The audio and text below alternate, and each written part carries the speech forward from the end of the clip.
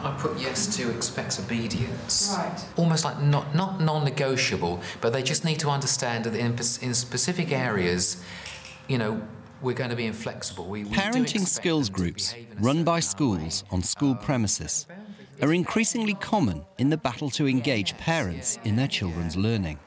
But one school, Kennet, near Newbury, has developed a remarkable support programme that brings harder to reach parents and their children together. Times when you can or can't use your PlayStation. 3 years ago, they set up the Marlborough Group, a weekly programme aimed at a few children who are having problems at school and where follow-up calls revealed issues at home.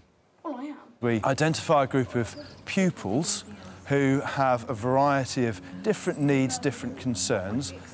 We then call the parents, we make phone calls, we work with our family support workers, we bring them into school, albeit perhaps with some difficulties, because let's face it, some of these parents are the ones who might be reluctant about coming into school. Once we've broken that barrier, they have a session where pupils work on curriculum work and target setting alongside their parents. And for some parents, this is their first real experience of curriculum work since they left school themselves, and they may have had troubled experiences of school. 6 families are on this year's course. 3 were happy to be filmed. Amanda and Daniel are working on a starter exercise. They're writing down their understanding of the house rules. Where do you have to put your shoes? In a cupboard. In a cupboard. Okay. What about things like bedtime or things like jobs that you have to do? Yeah. Okay. What other sort of rules? What things do Mum and Dad expect you to do? Perhaps that you think that's a rule in our house. Jobs. Jobs? Do you have particular jobs to do? Walking the dog. Walking the dog, that's a nice one. Carolyn and Alison are part-time pastoral workers, while Bev is a former head of house at the school. To be in on time, we didn't think about that one, did we? Which is working very well at the moment, isn't it? Good. Do you think of that as a rule then? Yeah. Yeah. So maybe that's quite a big one, isn't it? Kate's away in the cupboard. Did you know that? Yeah. But you just didn't write it down. Okay. There are youngsters who do avoid school sometimes. And often when you start just rubbing the surface and giving them a little bit of attention, you suddenly realise that there are more problems that they've been hiding. Often those problems aren't just isolated with a young person. They are coming from home, and the difficulties at home or the attitude of the parents is what's creating their attitude in school. So leave the kitchen tidy if you've been out there. Can you get the lid off? At the moment, Dylan isn't attending school. Is there any kind of expectation about your bedroom and... It's already tidy. I tidied it this morning. OK, but you meant to keep it tidy? Yeah. It gets told off every day. There you go, so maybe... I always tidy it. Well, maybe Maybe that's one you should put down there. Don't leave the TV. And you don't tidy at the bathroom. You're doing well here, Dylan. You thought you had nothing, look. How are you getting on, Tina? You don't have to clean the bathroom. That's your job. Everywhere, yes. In the same room. We had a bath last year. You would have thought the dog had had a bath. There was all hairs in there for some reason. Well, won't go there. Little did know, I actually squashed a spider when I was in there. There's a spider under my... So maybe there's rules about leaving the bathroom tidy as well when you've been in there. Tidy for the next person. I think it's probably your job, actually. My job. The young people get individual time with their parents, which if they at home they may not have if they've got other siblings. They realise that their parents do care about them and that they're willing to give up their time and come into the school, which is quite difficult for some parents. So rather than just sitting down talking about the problems and what's not going on, they can have a bit of a laugh together, a bit of a joke, and then start sort of looking at what's happening at home, but in a non-threatening way. It's just really good to know that you're not alone, that other people are having problems too with their children, and just to listen that you think, well, that idea may work for me, you know, just generally to pick up what you can and try it and talk about it. What's changed since you started coming to the group? Been more behaved and get more work done at school.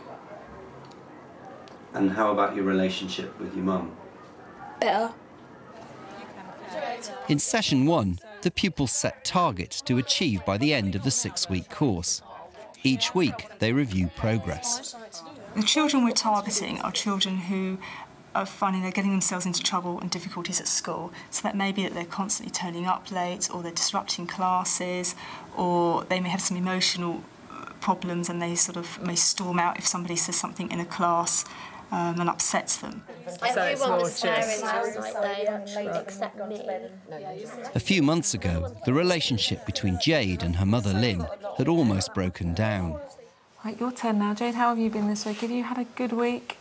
Yeah. I can't remember all of your targets. Certainly one of them was relating to homework, wasn't it? How's that been? It's all right. It's been OK, has it? Yeah. Yeah? I'm doing more. You're doing more homework?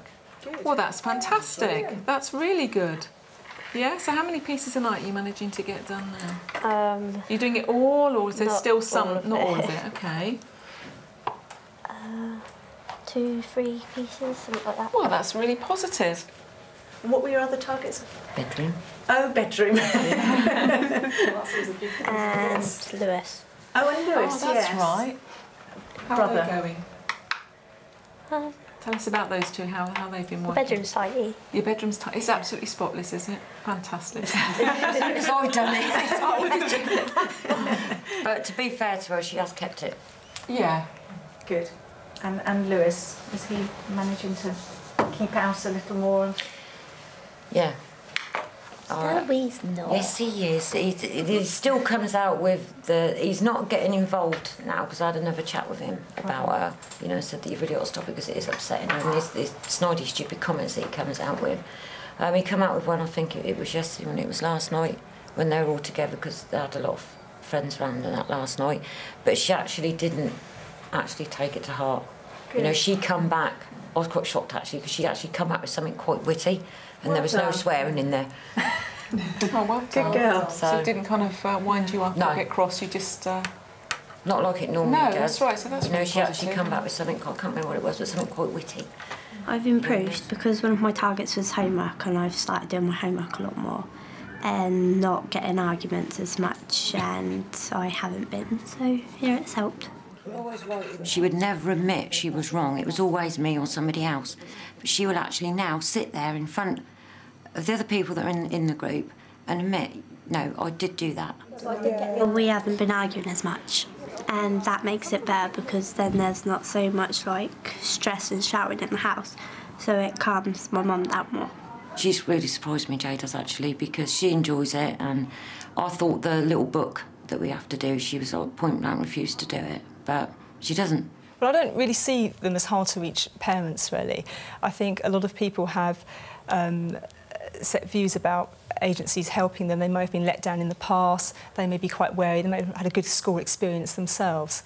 And I think sometimes once you actually build a relationship with a parent and they get to know you, it's a bit like a stepping stone, and once then they will come into school and they will get involved in the groups and the resources you're wanting to offer. Once the sort of fear's gone, really, they know they're not going to be judged and that it's to help. Have a good lesson and we'll see you at break. See you later, Dan. See you. The children are then able to go back to class, and we stay for refreshments with the parents, following which is an informal session with the family support workers, but there's an underlying tone of parenting and parenting classes going on during that session. So I thought we'd look at sort of boundaries and how we set them at home, really, sort of just have a little idea of who sets them and how long they've been. Not like being funny, but Dylan really don't usually do what he's told. He don't follow anything. He don't. So yours is yours is week to week. He still go out. Really? Yeah, that's why. Regardless of what we say, he still go. Okay. You know, I can't keep him in because he still go anyway. So. Okay, so that's something. He's a bit like that, really. I don't know. Nothing really works with us. I've been sitting down with Daniel and discussing punishments and things because I tended to use the grounding. If he's like 10 minutes late, I'm panicking. Okay, and is he often late, Dylan? No, but he has been, where I don't know where he is, and often he's been at James's house and then told me. Okay, and maybe that's something you need to sit down and talk to Dylan about and say not that why I'm ringing you like, is because, you know, if you're due back in at a certain time, I'd expect you back in at that time, and if you're not in, then I'm going to worry about you. You know, like when you think, like, oh God, he's missing, someone's got him, you know? But like it's said, like when I read in a magazine, it's very rare that your kids would get, you know, abducted or whatever, but you still worry about it. Yeah, of course you worry, but as I say, we can kind of I suppose encourage every you to get parent's the back. same, aren't they? Yeah, they are. They are. newspapers are great if a story's just broken, Yeah. to just talk about it at home, to say, oh, did you hear about what happened to that girl? What do you think? What would you have done? And sometimes it's general, sort of, to have a conversation rather than, you're late and this could have happened and that could have happened, when they're not listening. But if you do it in a really relaxed kind of way. So it's about building his confidence and finding things that he does well and looking for some. It's always something been positive. low in confidence, and I don't know if it's because of us, and because we've never run him down or said, that's not good enough. Trouble is with me, when Dylan's dad sets these boundaries, I won't agree to them. Well, that's right. Yeah, that is a problem, Because isn't it? I think he's too hard, between I the two of you. think. That is And then we'll argue over it. I do feel for you, Tina, because I had that with their dad. Yes. It's like, he said to me, you set the rules. I'm like, fine, but you have to back me on them. Yeah. Right, so I set the rules. That's crucial, isn't it? Lewis would break them, say, and then he would sound off, and then Larry would get involved, and you don't know whether you're coming or going then. Yeah. But the worst thing is a child doesn't know whether they're coming or going either. I really do look forward to coming, because it is nice to talk to other people that are having similar problems with their children, as opposed to talking to friends who won't really be honest with you. If I said, what do I do about this situation, with Jade just being really nasty, verbally, my friends wouldn't be honest with me, I don't think, in how to deal with it, because fear of upsetting me or offending me. Before me, she was really obnoxious. She was really awful child. And she would be right in my face, saying all this nasty stuff. And she wouldn't bat an eye, she'd just walk away from gifts. So what do you think's changed then? My mum said to me, when she goes off like that, just don't answer her. Just turn around, walk away, walk into another room, go out the house, just do something, just go away from her. And it was hard to do it, to keep walking away from her and counting to 10, because you were deceiving. Yeah. Yes. Because she delighted in upsetting me, I think. That's what it was, to push me to that stage where, I would be crying and, at screaming point with her. And she'd just stand there and laugh. But she can't get over that thing of because she has been so horrible for such a long time. Yeah. But now she's not. When she is nice, she still deems that she's being horrible. I can't remember what. I'm surprised, actually, because I made the effort to come. It's like last week, I actually had an accident. Jade said to me, she goes, you're not going to be able to come. I said, I will come. I said, because, we've started, me and Jade have started, and we've got to see it right the way through to the end. We're trying to encourage parents who are nervous about coming into school, and it's making sure that they feel that they can come in. And it isn't about just giving them an invitation. It's ringing and saying to them, this would be really good for you because... Some might be sceptical about investing so much in so few. But Paul German feels that a school that's genuinely comprehensive must look out for all its students. Well, I think it's important to target absolutely every parent and every child in the school. And if you've got, even at a school of 1,700 like this one, if there are 10 parents who are struggling or feel that they're not able to support their child, that's 10 parents too many. And so the sort of support we may want to put in place might be quite small scale, it's very targeted, but nevertheless, it's important that everybody feels part of the community and part of the school that they belong to.